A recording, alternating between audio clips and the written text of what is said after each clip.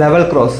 Actually ഈ cinema എന്നെ കാണാൻ പ്രേരിപ്പിച്ച മെയിൻ ഘടകം എന്ന് പറയുന്നത് ഈ സിനിമയുടെ ട്രെയിലർ ഇറങ്ങിയപ്പോൾ ഒരു വാക്കുണ്ടായിരുന്നു, അതായത് പ്രസൻറ്റഡ് ബൈ ജീത്തു ജോസഫ് എന്ന്.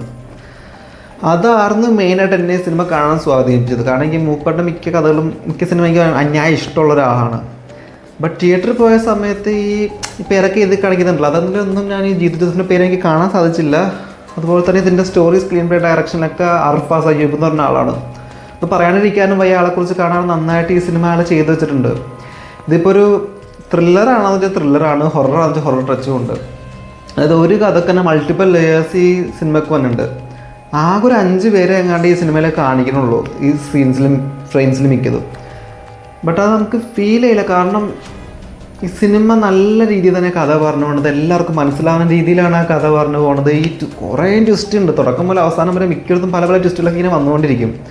ആ ഒരു ഫോർമാറ്റ് തുടക്കം മുതൽ അവസാനം നമുക്ക് കിട്ടുകയും ചെയ്യും. അതായത് തുടക്കം, നടുക്കോ, ഇൻ്റർവെല്ലിൽ, അതാണ് ഇൻ്റർവെല്ലിൽ ഒരു സീനുണ്ട്, അത് നമ്മളെ ശരിക്കും മുൾമുനെ നിർത്തുന്ന പറയില്ല, അതുപോലെയാണ് ആ സീൻ എടുത്തു വെച്ചേക്കുന്നത്. അത് കാണുന്ന ക്യൂരിയോസിറ്റിയാണ്, അടുത്ത് എന്താണ് വരാൻ പോകുന്നത്, അടുത്ത് എന്താണ് കാണാൻ പോകണം എന്നുള്ള ക്യൂരിയോസിറ്റിയാണ്.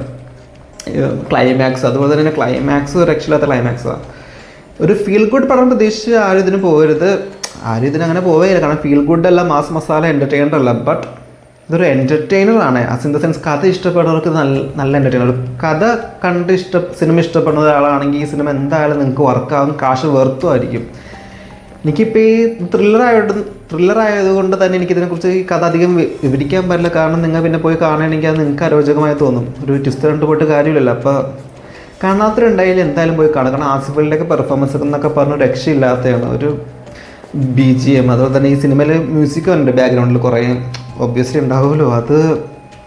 അത് നന്നായിട്ട് ഈ കഥയെ സ്വാധീനിക്കേണ്ടത്. ഓരോ നറേറ്റീവിലും ആ വന്ന മ്യൂസിക്, ആ BGM എല്ലാം നമ്മളെ ഈ സിനിമയിലേക്ക് കൂടെ അടുപ്പിക്കും.